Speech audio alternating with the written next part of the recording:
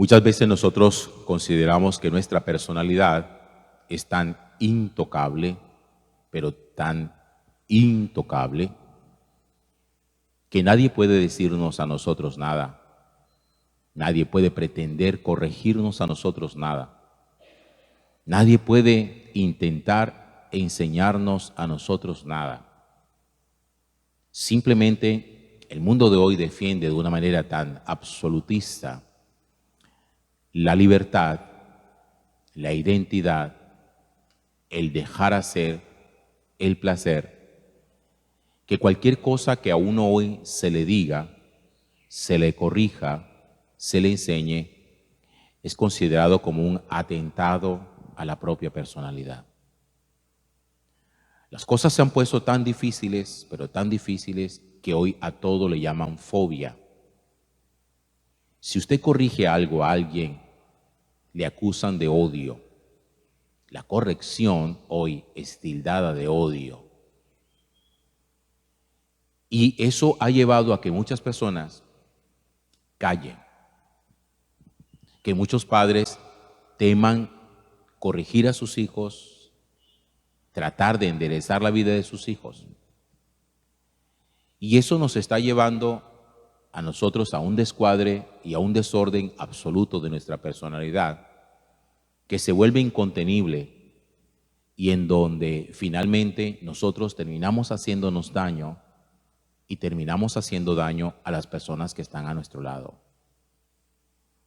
Con ese cuentecito de que hay que dejarlo hacer, que déjenlo, que eso hace parte de su personalidad, con ese cuento tan peligroso, nosotros estamos corriendo el riesgo de levantar y de educar hijos vándalos, sin normas, sin leyes. Esos que son capaces incluso de atentar contra la vida de sus propios padres.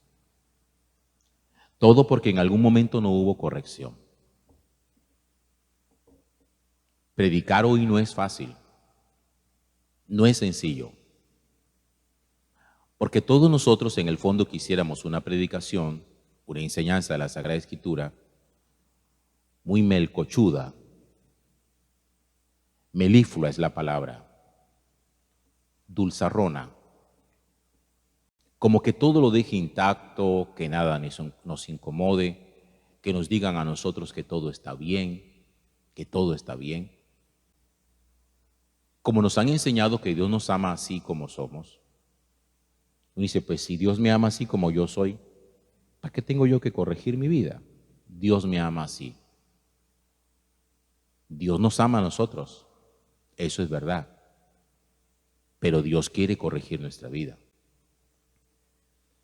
Así como usted ama a sus hijos, pero también quiere que haya cosas en sus hijos que no estén. Y eso necesita corrección oportuna.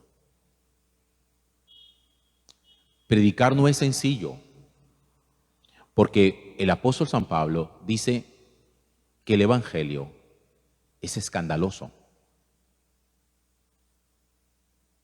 Oigan ustedes esa expresión, que el evangelio es escandaloso, porque el evangelio golpea, el evangelio estremece, remece donde hay que remecer, corrige donde hay que corregir, cura donde tiene que curar, levanta donde hay gente caída, pero también nos golpea o nos da justamente allí donde uno necesita ser corregido. La carta a los Hebreos también nos recuerda a nosotros a qué hijo le gusta la corrección de su padre. Sin embargo, al final nosotros descubrimos que fue necesario la corrección de nuestros padres porque fue para nuestro bien.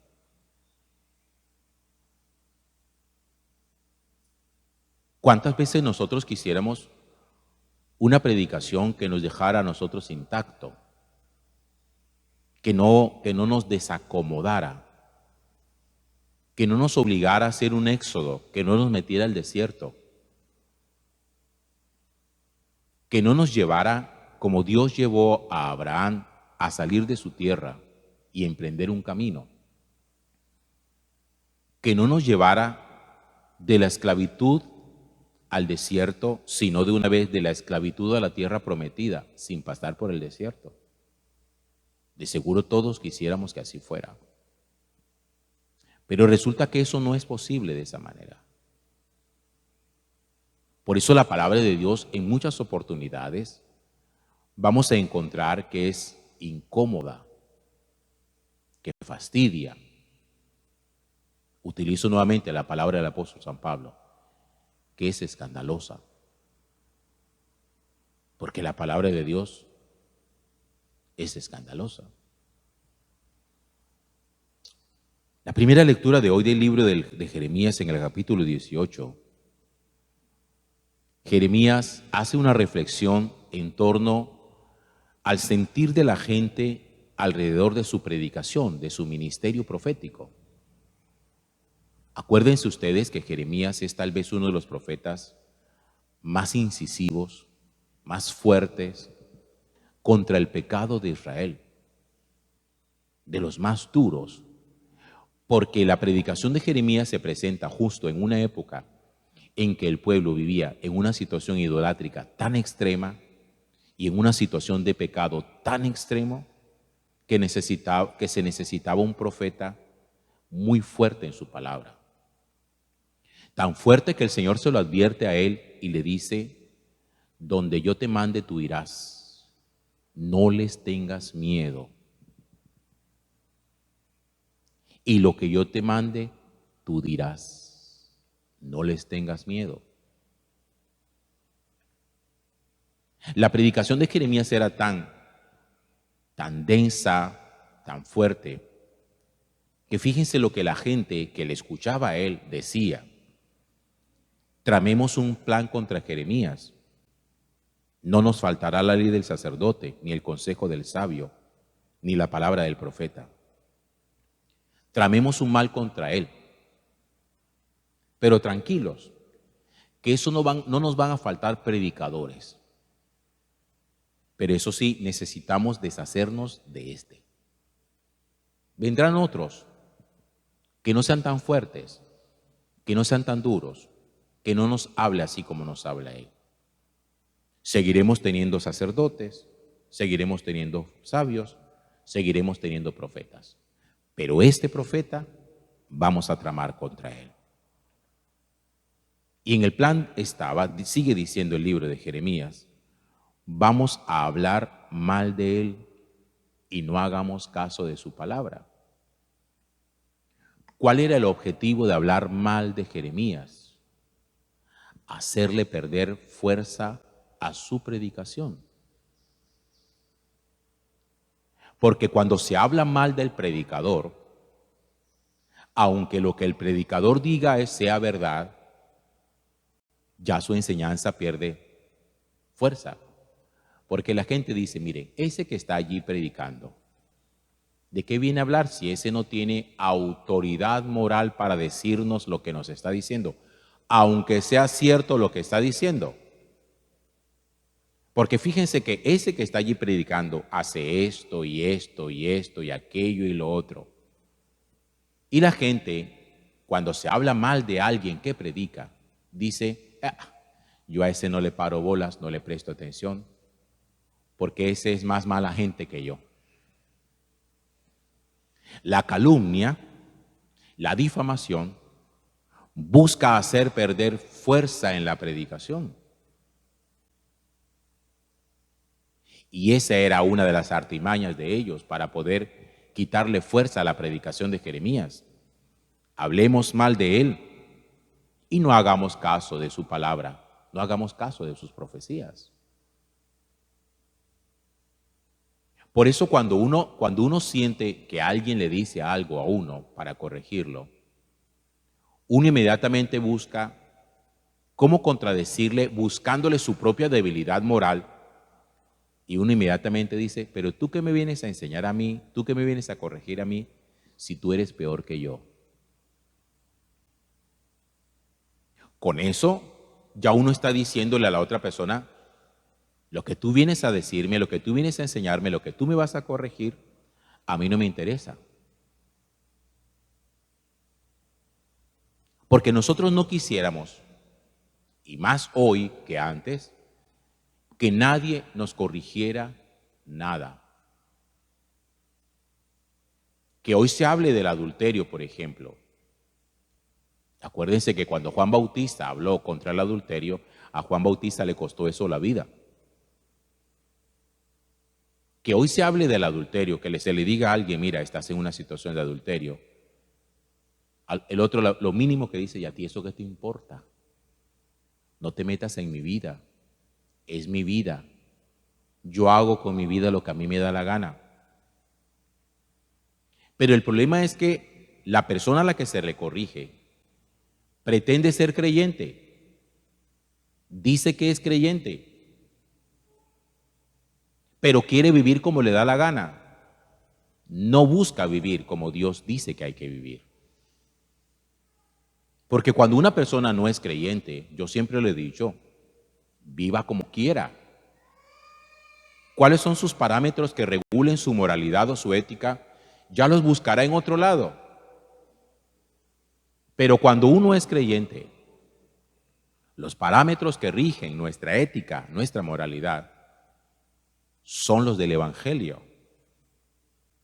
Y un creyente debe someterse, aunque eso suene maluco, debe someterse a lo que dice el Evangelio. Si no le gusta, debe renunciar a su fe. Y mostrar con claridad que así no es como quiere vivir.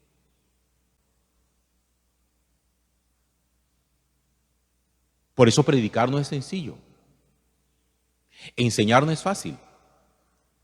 Levantar hijos es muy complicado. Además, porque ustedes tienen hoy, lastimosamente, en muchas leyes del Estado, enemigos para la educación de sus hijos. Porque a sus hijos les están enseñando de que usted no le puede instruir, corregir.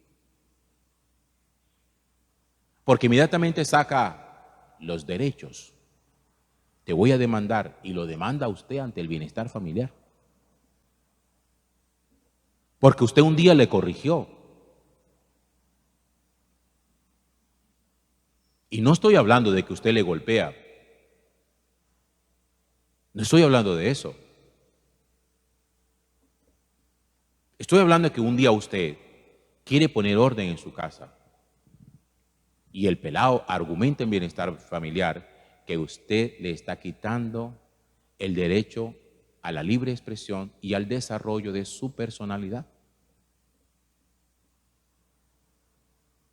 Y usted no puede corregir y tiene que quedarse callado.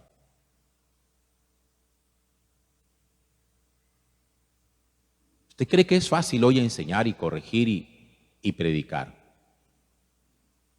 Todo esto resulta incómodo y resulta escandaloso. Por eso los pelados, cuando tienen papás que saben corregir y que saben guiar, ¿qué prefieren? Prefieren papás ajenos. Así como los israelitas querían otros profetas porque este no les gustaba, los hijos de ustedes, si usted hace las cosas bien hechas, usted no le va a gustar. Quiere papás ajenos y va a decir, es que los papás de mi amiguita, de mi amiguito, sí son chéveres. La gente quiere chéveridad. La gente no quiere corrección. Los papás de fulano sí son chéveres. Le deja llegar a la hora que le dé la gana, lo deja hacer fiestas allá, mete allá el novio y duerme con el novio. No hay ningún problema por eso. Aquí es mi mamá la que es anticuada, que no quiere que yo duerma con mi novio en la casa. Quiere un papá chévere como el que tú tienes. Y por eso hay hijos que hablan mal de sus padres en público. Así como los israelitas hablaban mal de Jeremías en público. ¿Para qué? Para hacerle perder autoridad.